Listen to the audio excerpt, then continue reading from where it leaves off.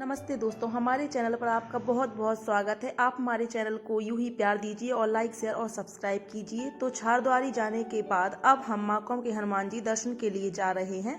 यहां जाने का रास्ता आप ओरछा से छारद्वारी जाते समय गुंदरई दरवाजे के पहले ही बाएं तरफ मिलता है। इस रास्ते से जाने पर आपको पहले हेलीपैड और बाद में बेतवा नदी मिलती है, जिसके किनारे पर पुरातत्व विभाग की छतरियां बनी हुई हैं।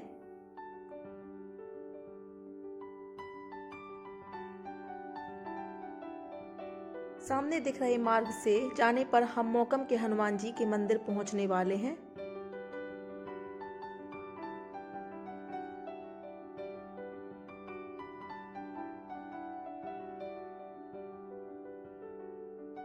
यह स्थान कुछ ऊंचाई पर स्थित है, इसलिए यहाँ से देखने पर आपको ओरछा का सुंदर नजारा देखने को मिलेगा। सामने स्थित पहाड़ी पर आपको कुछ निर्माण कार्य होते दिखाई दे रहा है। यहाँ पर भी एक धाम रुद्रेश्वर धाम का निर्माण कार्य चल रहा है।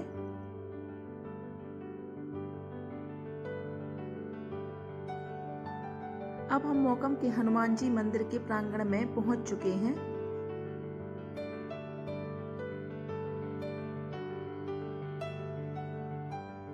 यहाँ आने पर आप अनुभव करेंगे कि आप प्रकृति की गोद में पहुंच चुके हैं और आपको बहुत ही ज्यादा शांति का अनुभव यहाँ आने पर होगा।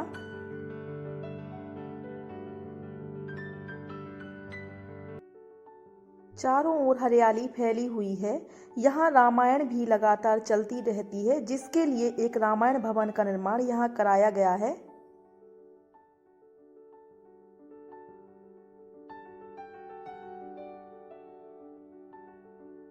सामने मौकम के हनुमान मंदिर का बोर्ड लगा हुआ है और मंदिर के चारों तरफ ध्वजाएं लहरा रही हैं।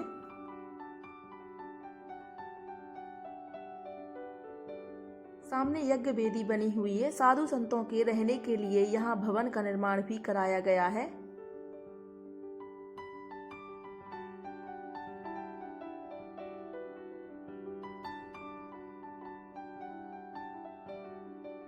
हमारे आने के पहले ही मंदिर का पट बंद हो चुका था, इसलिए हमने बाहर से ही भगवान को प्रणाम किया और प्रसाद चढ़ाया।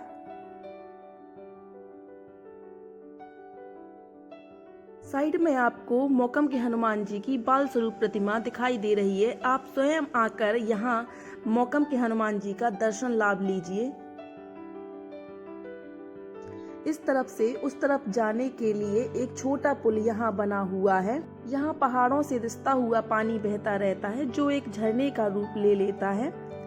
आप देखिए, पानी पर सूरज की किरणें पड़ने के कारण चांदी जैसी चमक रही हैं। आप स्वयं आइए और यहाँ के शांत और मनोरम वातावरण का अनुभव कीजिए। जब आप यहाँ आएंगे तो आपको अनुभव होगा कि आप प्रकृति की गोद में आ गए हैं और दुनिया के शोर शराबे से बहुत दूर हैं। सामने आपको पहाड़ों से आता हुआ पानी दिखाई दे रहा होगा। अभी यहाँ पानी बहुत कम है। वैसे यहाँ पर पानी बहता रहता है और उसमें केकड़े, मछलियाँ और अन्य जीव जंतु भी रहते हैं। वैसे यहाँ का मंदिर काफी छोटा है और यह एक छोटा स्थान है, लेकिन जब आप यहाँ आएंगे तो आपको यहाँ की सुंदरता, शांति और रमणीकता बहुत ही भाने वाली है।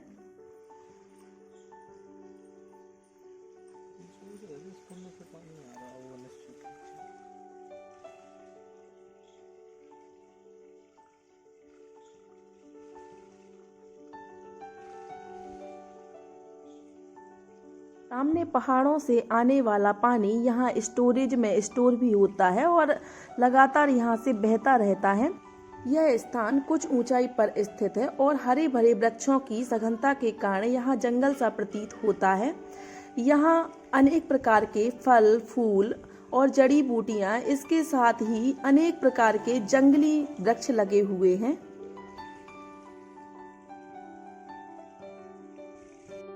हमको सामने यहाँ एक बिल्ली दिखाई दी, जो हमारे पीछे लगातार घूमती रही और यह भूखी थी, इसलिए म्याऊं म्याऊं करके घूम रही थी।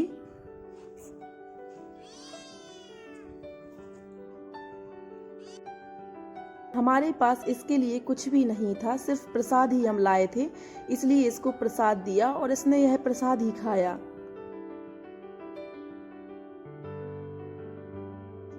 अब हम मंदिर से लौट रहे हैं और सामने हमें रुद्रेश्वर धाम दिखाई दे रहा है, जो अभी हमें रास्ते में दिखा था। इसका निर्माण कार्य अभी चल रहा है, लेकिन साधु संत मिलकर यहाँ रामायण और रामधुन का जाप लगातार करते रहते हैं।